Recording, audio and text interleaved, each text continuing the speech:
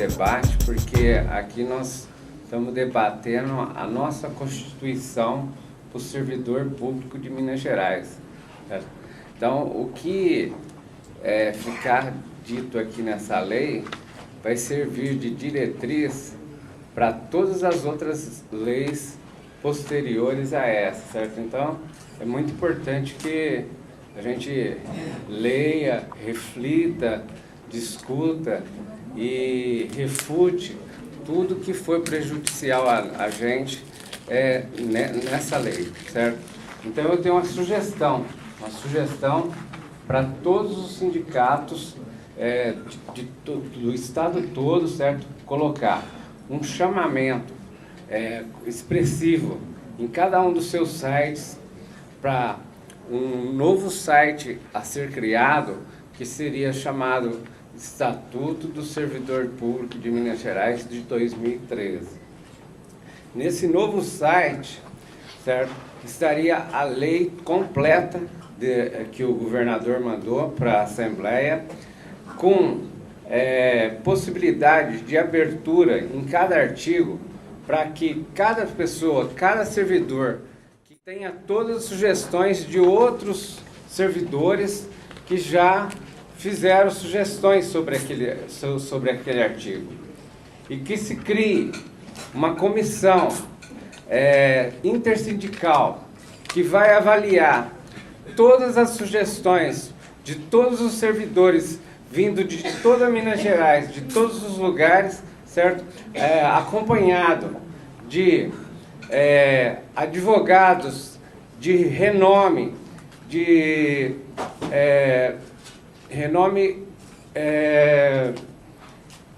trabalham a prol do servidor, a prol da defesa nossa na Assembleia, a prol da nossa defesa em Brasília. Tem artigo aqui que nem disse aí que o servidor mesmo aposentado ou pensionista tem que contribuir com continuar fazendo a contribuição. E tem uma PEC lá em Brasília, né, que está sendo chamada, acho que 500 e alguma coisa, o número dela, certo? Que para tirar isso daí, certo? Ora, se existe até uma PEC, um movimento intersindical para que isso acabe, aí vem aparecer aqui numa lei menor isso daí, né? Isso daí é o cúmulo do absurdo. Então, minha sugestão é essa, certo? Que todos os sindicatos criem um chamamento a um novo site, que seria esse, e que esse site possibilite que cada servidor coloque a sua sugestão, e não só coloque, como veja a sugestão de outros colegas que já colocaram, certo? E que essa comissão depois façam o estatuto, essa comissão faça um estatuto substituto, ou então, se não for possível que se passe o estatuto substituto, que será criado por essa comissão, que pelo menos a gente consiga o máximo de emenda possível a nosso favor, certo? Para que não saia do jeito que está aqui, que senão vai ser a bomba pura na nossa mão, né? É isso. Obrigada. Eu acho que a gente tem que fazer algumas reflexões. Eu acho que o que está errado não é só a gente se pautar para essa forma de estatuto agora apresentado pelo governo, né? E nós temos que pautar o governo em algumas questões. Tem coisas aqui que são ridículas, só para negociar enquanto a gente fica olhando outras coisas maiores. Primeiro, parabenizar a iniciativa e a riqueza das mesas. Mas eu queria fazer duas perguntas que eu acho que são fundamentais para balizar o que a gente tem que realmente, quando vê uma lei dessa, a gente responder.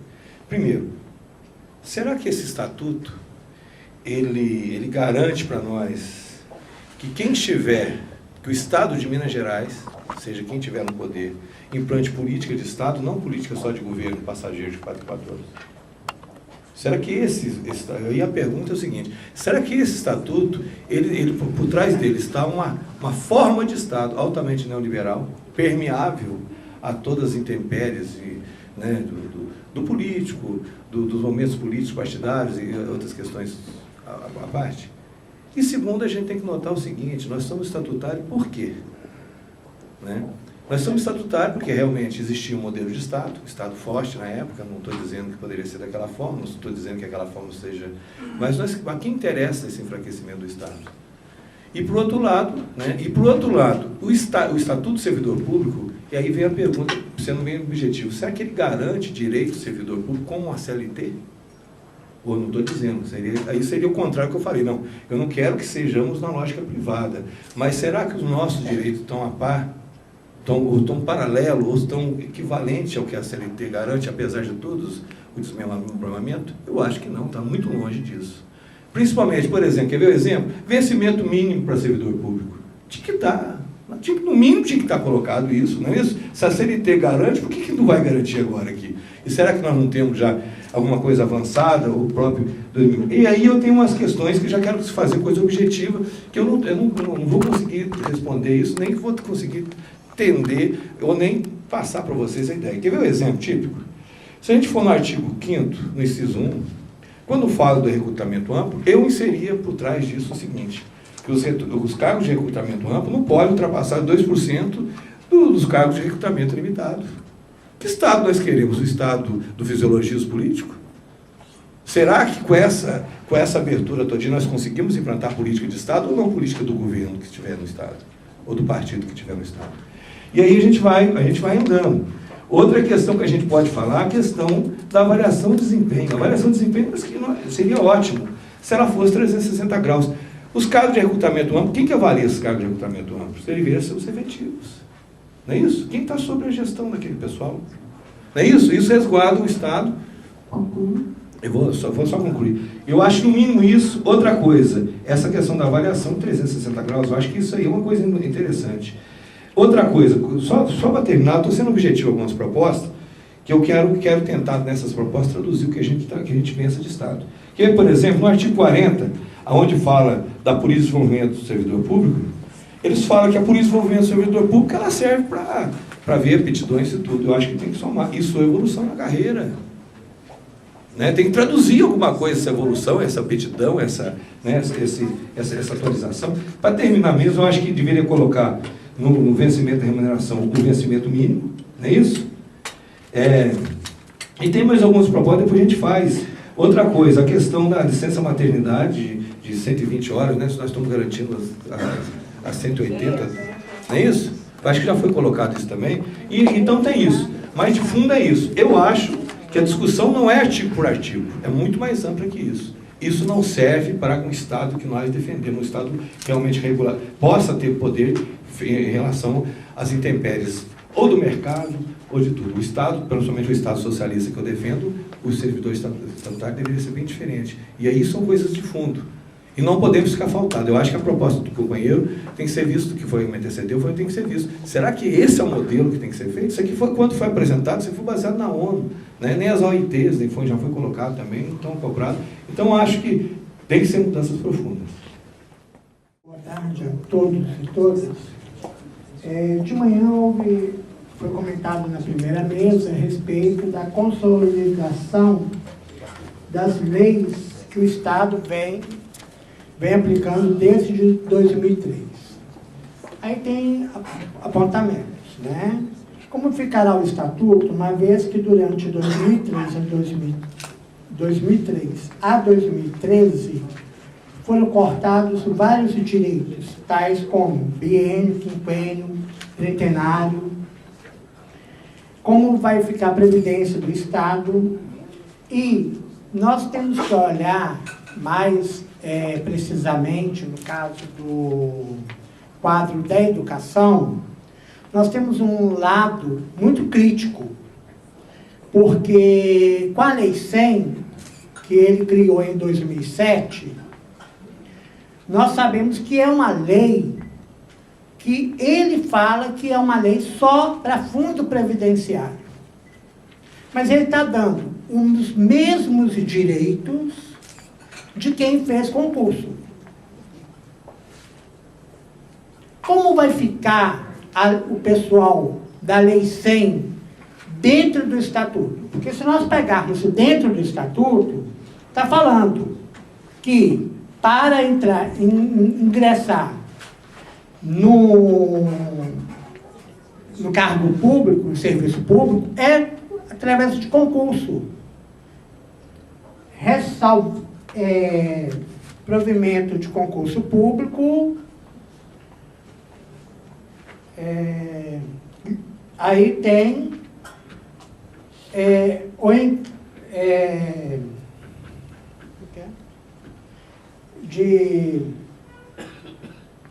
ressalvo o caso de nomeações. Como serão essas nomeações? Como que nós podemos pegar isto, enquadrar isto dentro do estatuto?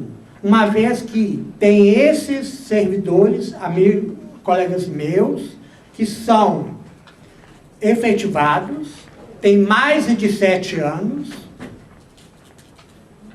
não puderam fazer, não fizeram concurso, porque pela secretária de Educação, eles não precisavam fazer o concurso.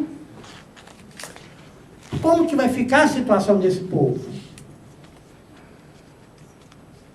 Até quando vai ficar essa lei? Esse estatuto, se vai consolidar, igual o Rogério Correia falou de manhã, e o pessoal da mesa de manhã falou, eu gostaria de saber se vai consolidar, será que vai consolidar também a Lei 100, que nós sabemos que ela é errada, que ela está indo contra a Constituição Federal? E se for consolidar, por que não consolidar para todos os servidores?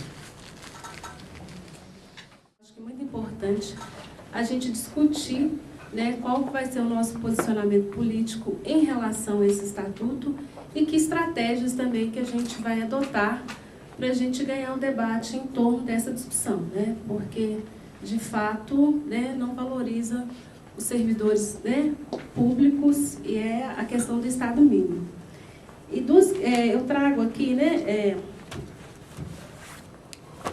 duas questões aqui, até para a mesa também mais técnica, que é em torno da questão das férias regulamentares, né? Está lá no artigo 78. Nós que somos da educação, que estamos, né, aí, na sala de aula, as nossas férias são em janeiro. Pois é, eu pergunto, quando a gente está impossibilitado de gozar essas férias, por motivo de doença, por exemplo, não há nada aqui que permita eu gozar essas férias depois, né? O único período que eu posso gozar as férias é o período de janeiro.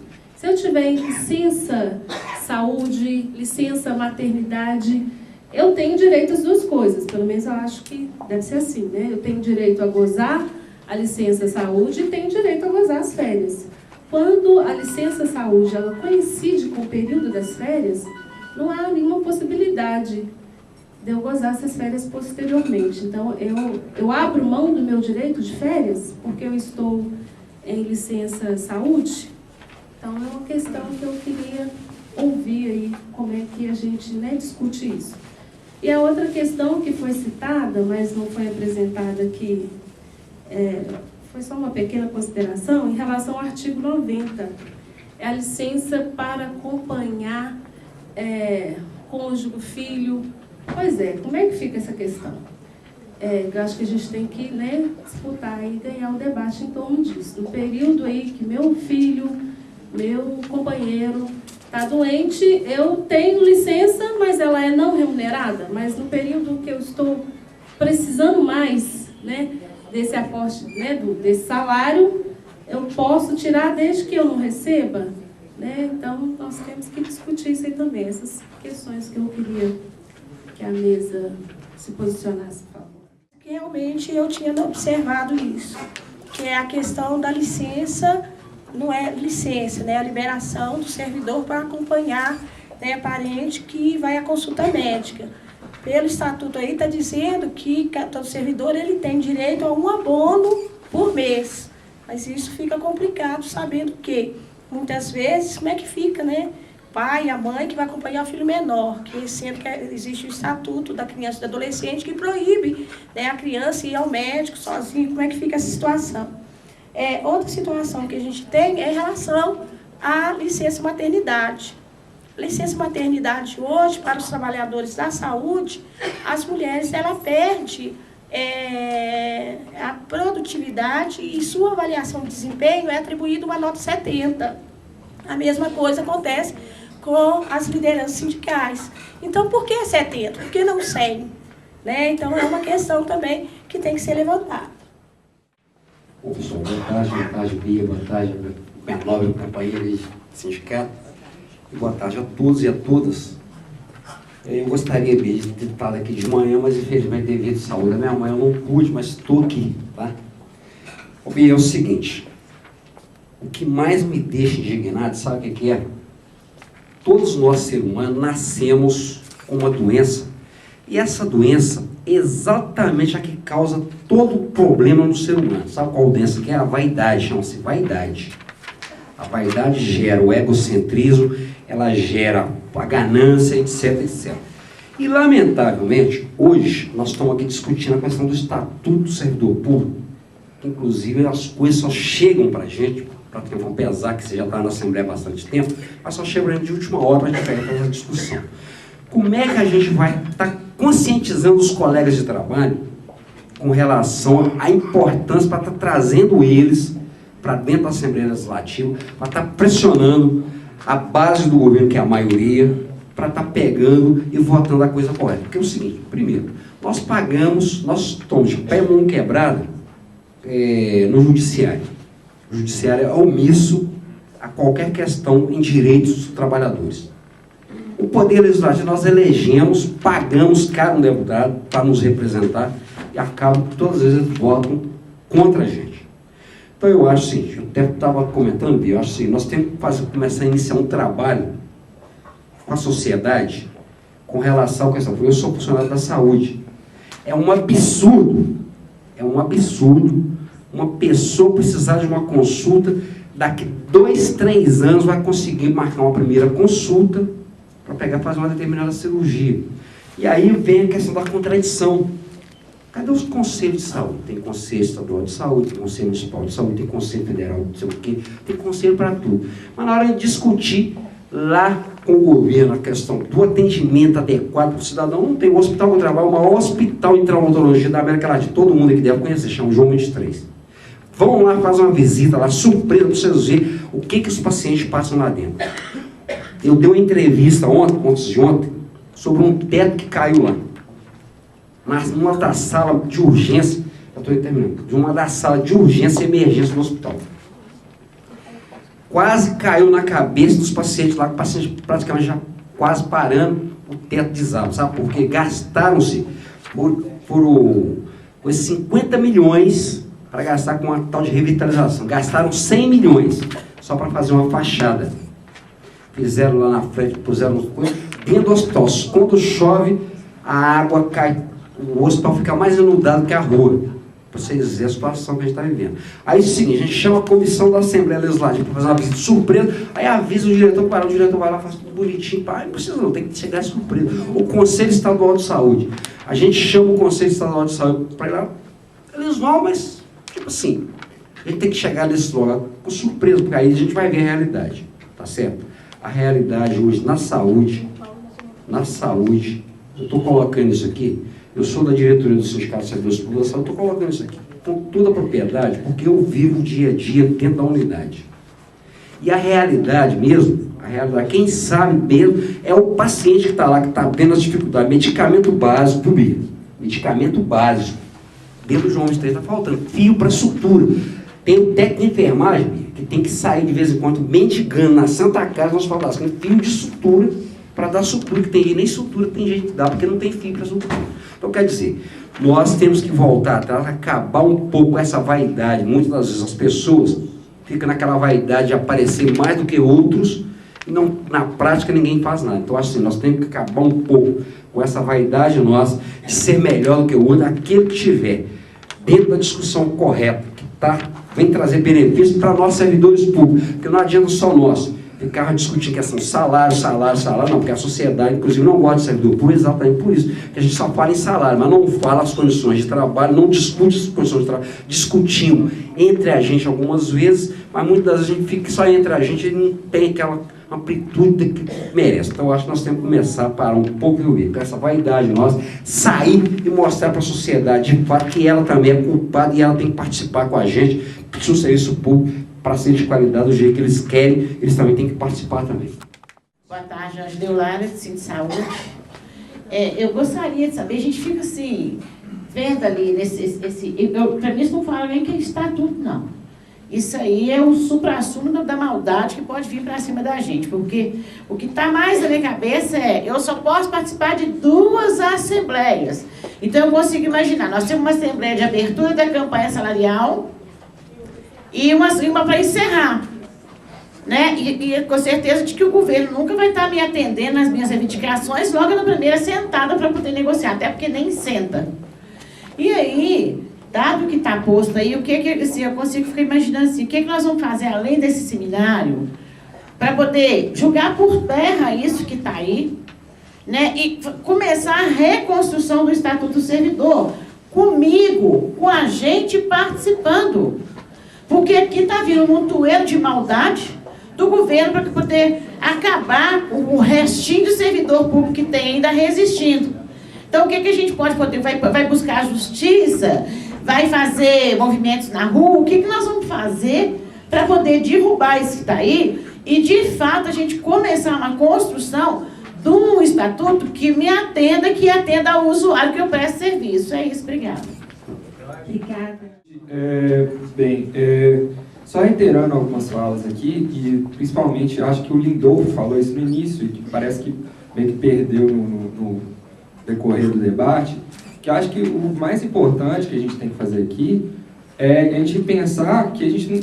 É lógico que é importante a gente debater tema a tema, cada ponto, pensar em o que seria cada artigo, como é que ele poderia ser melhor, mas eu acho que o mais importante que a gente tem que colocar é que esse estatuto não foi uma demanda do servidor, não foi o servidor na luta lá todo dia e pegou e reivindicou direitos e aí levou para o Estado essa demanda e agora saiu esse estatuto. Não foi assim. Tem um projeto político, né, por trás, que já foi colocado aqui pela mesa, um projeto de diminuição do Estado, de retirada do direito dos trabalhadores, né? Um projeto que vem de uma reforma administrativa que vai culminar em uma série de retiradas de direitos até chegar numa reforma estatutária que vai legitimar ainda mais essa retirada de direitos. E eu acho que é por aí que a gente tem que ver. A gente tem que pensar que, assim, em primeiro ponto, nós temos que repudiar isso. O servidor não tem que ficar legitimando, não tem que pensar, nós temos que fazer uma emenda aí, porque esse estatuto não está do jeito que a gente quer. Não. Quando o servidor quiser fazer um estatuto, quando os sindicatos quiserem se reunir e aí sim garantir direitos e não retirar direitos, aí a gente vai ter uma proposta de estatuto sim, como a gente tem proposta para plano de carreira, a gente tem proposta de uma série de coisas no Estado que não encaminha. E quando ele quer encaminhar, ele chega com a proposta, quer enfiar a goela abaixo e aprovar na Assembleia Legislativa. Eu acho que o primeiro ponto nós já temos que de cara repudiar, não tem que ficar discutindo ponto a ponto, não. Nós temos que discutir ponto a ponto para chegar na base e falar, olha só como é que esse estatuto é. Quer tirar um dos nossos principais direitos, que é o direito à estabilidade. Eu vou te falar, hoje em dia, umas 3 semanas atrás, eu recebi uma proposta para ir trabalhar no TJ como título precário. Por que eu não fui para lá? Porque não tem estabilidade. Quer dizer, eu vou perder um dos principais direitos que faz a maioria dos servidores públicos a fazer um concurso público, a ficar meses estudando, ter estabilidade, ter garantia de ter segurança que vai ter aquele emprego. E eu acho que é nesse ponto que a gente tem que bater. Esse estatuto está tirando os nossos principais direitos e nós temos que, de primeiro ponto, repudiar, avisar a base da maldade que o governo está fazendo e que vai fazer com que a sociedade... Inclusive, um dos pontos que faz com que a sociedade queira participar do Estado é isso. É saber que no Estado você não tem que receber essas maldades que o mercado tem. Que é o quê? Você não ter... O o chefe chega e fala, você não tem como discutir, os sindicatos são mais pelegos muitas vezes, né? Porque a gente sabe que no Estado a gente tem sindicato pelego, mas no mercado é ainda pior. Então não tem estabilidade, não tem nada, então eu acho que é por aí que a gente tem que discutir. É repudiar, é falar que nós não vamos engolir mais uma proposta de retirada de direitos do governo. Só isso. Porque, olha, é difícil acreditar. A primeira proposta, há 4 anos atrás, quando ele nos chamou para discutir o estatuto, é interessante, só tinha deveres. Nós tínhamos deveres, eles falavam como é que era a proposta do estatuto, e o Hélio está correto. Eu acho que não dá agora. Você acha que o governo ia colocar, você viu, Ângela? Olha, você vê. Você está correto também. Você acha que o governo ia colocar, você tem direito de participar em duas assembleias por ano? O que ele quer com isso? É chamar nossa atenção, igual Cavalo de Troia, chama nossa atenção para uma beleza, e nós vamos discutir isso. Olha que loucura, 120 dias, enquanto o Brasil inteiro, o mundo inteiro está discutindo 180 dias. Para que é isso? Óbvio que por trás disso está a ordem da coisa. É você mudar o Estado, permeabilizar o Estado para os interesses de grupos econômicos, de grupo partidário, tudo isso aí. Então, eu acho que primeira coisa, resguardar na Constituição Federal, estudar bem claro, qual que seria o Estado para garantir o Estado russoniano, né? Infelizmente russoniano, mas já é alguma coisa, que a Constituição coloca. Porque o que a coloca é isso, que a gente tinha colocado também. Gente, isso aqui é transformar o servidor público no mero pior, sem a CLT ainda. Ou a gente vai ver isso, ou senão a gente vai pegando esses amiúdos pequenininhos, essas pontuações, e vamos esquecer do verdadeiro papel do servidor público, inclusive, do trabalhador público, né? Ou a gente podia até ampliar isso, mas, por outro lado, que Estado é esse? Eu acho o seguinte, nós discutimos, olha a situação na prática hoje, nós discutimos plano de carreira com gente que não é de carreira. Não é isso que nós fazemos? Ou alguém está discutindo plano de carreira com alguém que é de carreira? Nem isso nós temos direito de alguém que está interessado de alguma forma do que está sendo discutido. Pelo contrário, os planos de carreira que está sendo declarado, coloca todos os planos, todos os cargos de provimento de recrutamento amplo. Então o que eu acho que a gente tem que discutir esse Estado, por que é servidor? Por que faz concurso? É porque é obrigado a fazer, porque tem uma ordem e tal, tem que ser transparência? Ou tem que fazer concurso para pertencer a um Estado ao qual ele passa a ser Estado, e alguém que está no Estado, está em Estado por 4 anos, 5 anos no mandato eleitoral? Então, eu acho que isso é fundamental. Eu acho que se a gente não resolver isso, depois a gente vai discutir os detalhes. Então, volta a proposta. Isso tem que ficar. Cargo de livre provimento só pode ser 2% dos cargos de recrutamento limitado. Se fizer isso, em xeque. Esse é o Estado. Esse é o Estado que a gente quer. Concorda ou não? Por que você estuda? Outra coisa, avaliação de desempenho. Olha a lógica da avaliação de desempenho só demissionário. Nós queríamos uma avaliação de desempenho, mas os 50% foi minha culpa, 50% é o Estado, que também não deu condições para me desenvolver na carreira e até acompanhar a evolução do Estado no novo papel que se quer desenvolver. Então, eu estou colocando aqui, são situações de fundo. Não dá para a gente pegar o miúde, esses adereços, esses balões de ensaio que eles colocam para nós, e a gente ficar na mesma lógica do que está sendo colocado aqui e dizer que isso vai dar correto. Eu acho que tem que ter uma ação muito mais séria primeiro, Bia. Eu acho que não é cair nessa lógica do governo, que isso aqui é uma arapuca. Vamos discutir essa lógica para você ver. Tem coisa que é ridícula, que ele colocou aqui para a gente negociar, a gente achar, bater palma para nós mesmos, dizer que nós negociamos alguma coisa. E aí nós vamos se carregar o Estado de Minas Gerais, a ideia do Estado, o que é o Estado, o que é o servidor público, vamos falar o trabalhador público, né? Acabou. Então eu acho que, adianta, eu acho que é bom, a gente está armado, a gente tem os amiúdes, mas vamos discutir agora o eixo central da coisa, vamos discutir o cerne da questão que está sendo colocada. E vamos discutir qualificado, falar, olha, não serve por isso, por isso, por isso. Gente, boa tarde. Eu acho que a gente precisa pensar algumas questões. A gente ouve muito, quando tem greve no serviço público, a gente ouve muito a sociedade dizer: ah, vocês são os folgados, servidor público pode fazer greve, não tem ponto cortado, professor é uma folgado porque tem 2 férias durante o ano, porque as pessoas da sociedade desconhecem, muitas vezes, o cotidiano e as questões relacionadas ao nosso trabalho.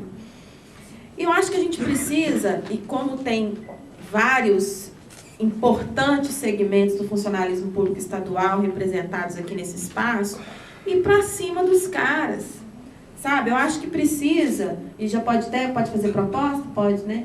Eu acho que precisa, inclusive, de uma atitude de ousadia do fórum que foi constituído no dia 21 de abril, e tomara que seja ampliado agora com a participação de outros sindicatos que estão aqui hoje. Precisa ir para cima, sabe? Precisa colocar na pauta, mesmo que for com matéria paga, né, Lindolfo?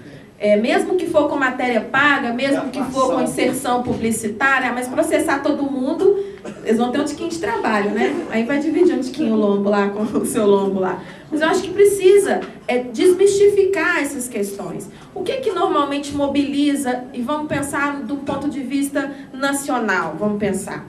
O que mobiliza a população brasileira? Toda vez que se fala em flexibilização da CLT, você já tem uma grita geral, porque as pessoas têm clareza de que a CLT é uma grande conquista do trabalhador, da iniciativa privada, e todo mundo que trabalha de carteira assinada é contra qualquer tipo de flexibilização da CLT.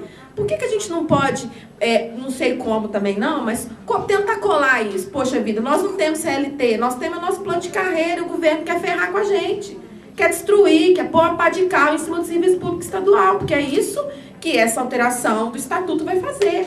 Então a gente precisa tentar encontrar uma saída e ir para cima dos caras. Quer dizer, educação tem uma greve marcada para começar depois de amanhã. E os outros setores, como é que nós vamos ficar? Nós vamos unificar? Né? Nós podemos copiar a experiência de Belo Horizonte, que unificou as lutas, e no seu resultado, eu não sou funcionária municipal de Belo Horizonte, mas deu um gás, porque unificou as questões que nos unificam. Então, nós precisamos parar de achar que nós vamos enfrentar o governo do Estado só fazendo discussão jurídica. Tem um debate que precisa ser feito, que é jurídico, em relação a essa lei? Tem. Mas nós sabemos de que lado que o Poder Judiciário está em Minas Gerais, e nós temos um monte de exemplo que pode falar até amanhã aqui de ação que a gente propõe contra o governo e perde.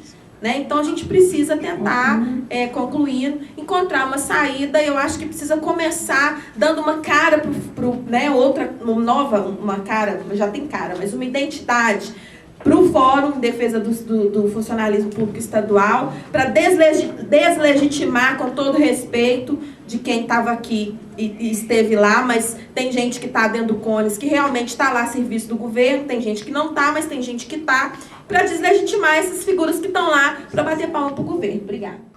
Boa tarde. Eu acho que algumas questões nós temos que ficar atentos. O que o governo quer com isso, com essa mudança agora? Na realidade, ele quer desviar o foco. Eleição está chegando aí, então ele quer amarrar o servidor de qualquer forma. Porque quem que é o verdadeiro inimigo do governo agora para o próximo pleito? O servidor público, estadual. Se o servidor estiver envolvido, né, nas questões que diz respeito a ele, vai facilitar o trabalho para ele. Né?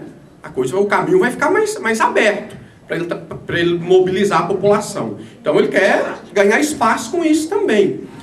E, assim, algumas outras questões eu já fui contemplado pela Denise, mas tem uma coisinha que me chama a atenção aqui. Nós sabemos que o Estatuto, essa mudança, não nos interessa. Mas há uma série de questões no atual Estatuto que não são cumpridas. Né? Principalmente no que tange aos adicionais. Sobretudo o adicional noturno. Que algumas categorias trabalham no horário noturno, não sei se existe regulamentação, mas isso é previsível. Citarei aqui o caso da educação, que é a minha categoria. Né? A gente que é vizinho, no meu caso, vizinho da Bahia, o Estado da Bahia paga, e nós temos servidores que trabalham em Minas e trabalham na Bahia ao mesmo tempo, e vira uma confusão terrível. A todo momento eles nos pedem esclarecimento e nem sempre a gente tem resposta, porque a Bahia paga o adicional noturno, Minas não paga. Da mesma forma, o pessoal que trabalha aí também nas regiões próximas a São Paulo vive essa mesma situação. São Paulo também paga o adicional noturno, né? E adicional também por atividade perigosa. O pessoal que trabalha nas áreas de risco também recebe adicional por isso. Minas não paga. E aí, como proceder diante dessas situações. Então, assim, não vou me estender, porque eu já fui contemplado em grande parte do que eu ia dizer pela Denise. Muito obrigado. Olá, boa tarde. Eu sou o André, sou da subsede lá de Juiz de Fora do Sindiúte. Na verdade, o que nós estamos discutindo aqui, eu acho que o Estatuto do Servidor Público está entre servidores públicos, mas, na verdade, isso aqui tem que ser discutido com toda a sociedade, porque nós sabemos que, quando se ataca o servidor público, se ataca diretamente a qualidade do serviço público, que atende o quê? O conjunto da sociedade. Então, assim, esse debate, por enquanto, é interno, mas nós vamos ter que ter um desafio. Desculpa aí. O desafio é o seguinte: levar todo esse debate para o conjunto da sociedade, porque ataca o serviço público. E aí tem algumas coisas que eu acho que está correto falas anteriores. Assim, tem muitos pontos de ataque, muitos. Nós podemos nomear uma centena, ou quase 200 pontos, que é o total aí dos pontos. Né? Só que tem algumas questões essenciais que nós podemos levar, e nós temos que levar para a nossa base e fazer uma discussão muito séria. Eu vou pontuar 2 aqui. Um é sobre avaliação de desempenho. Não é um debate novo, mas que agora ele traz uma novidade. E aí, assim, eu tendo a discordar um pouco de alguns companheiros, eu acho que a avaliação de desempenho hoje, do jeito que ele é, do jeito que é o serviço público, ele só tem uma função.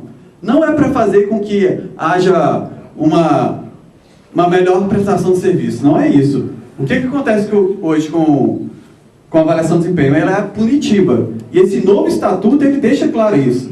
Tem uma parte dele aí, que eu não me lembro qual que é o artigo, que fala o seguinte: está condicionado o crescimento da carreira à avaliação de desempenho. Ou seja, nós não vamos crescer na carreira se não tiver uma boa avaliação de desempenho. E como que é feita essa avaliação de desempenho? Ela é individual. Ela é individual. E está nem aí para as condições de trabalho. E é isso, nem aí. Não se avalia as condições de trabalho para saber qual é a condição do servidor naquele local de trabalho. Assim. Nós pegamos, por exemplo, a educação, trabalhamos 2 cargos. Algumas companheiras trabalham 60 horas. Isso não vai interferir na sua qualidade? É claro que vai. Bom, a avaliação de desempenho é isso. E ela tem um cunho ideológico também. Ela tem um cunho ideológico. O que ela está dizendo na avaliação de desempenho? Se há uma má qualidade do serviço público, não é culpa do governo. É culpa do servidor, porque ele está avaliando. E aí a avaliação é o quê? É para isso mesmo. É para culpabilizar o servidor. E ele se sentir responsável pela pouca qualidade do serviço público. Nós sabemos que não é isso. Nós trabalhamos, nós sabemos que não é isso. O outro grande ataque, e aí, na verdade, ele consolida esse ataque que já aconteceu, né? Que é a questão da licença maternidade. Olha só, no Brasil, hoje, uma lei federal que permite o quê? A licença maternidade para 180 dias. Com algumas ponderações, tem isenção fiscal para o serviço privado e aí vai. Mas aqui, 120 dias. Isso aqui é um grande ataque. Nós temos que aproveitar esse mote desse estatuto para fazer uma grande campanha na base. Licença de maternidade 180 dias já. E ainda é pouco, nós sabemos que é pouco, né? As mães sabem que é muito pouco. E o pai é absurdo, né? 8 dias. Isso se torna um absurdo. Então, o que está dizendo? A responsabilidade do filho é da mãe. O pai não tem nada a ver com isso, né? Faz o filho e acabou. Não, isso está errado. Então, eu acho que tem o quê?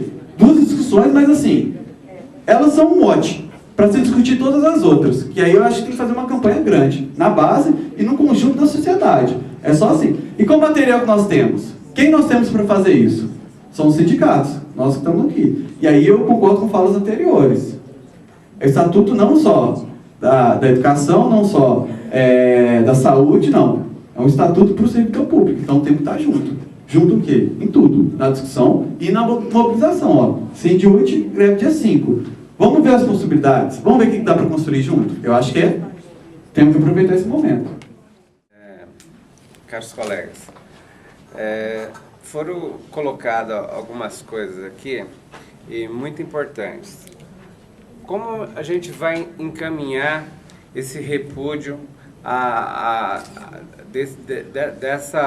dessa lei que foi mandada para a Assembleia, denominada Estatuto do Servidor Público, né?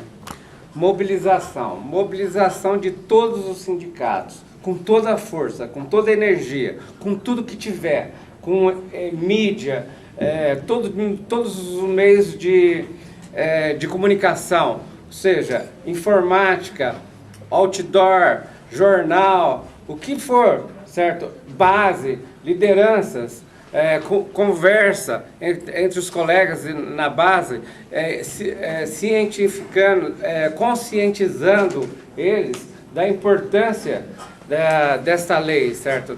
Da importância de repudiar ou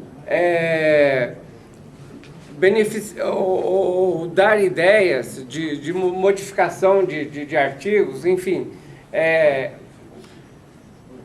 Depois de feito todo esse trabalho, aqui seja feita a comissão, né, e ela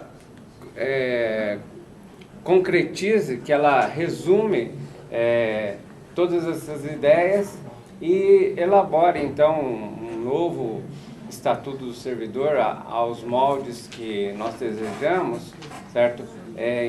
Para servir como alternativa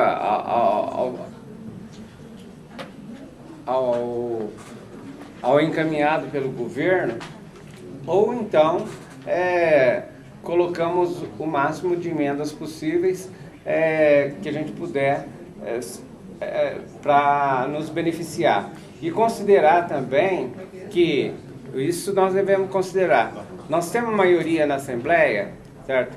Porque vai passar quem tiver maioria na Assembleia. Então, vamos assim, é uma coisa assim complicada, certo? Não é uma coisa simples, mas exige bastante luta e com bastante energia, certo?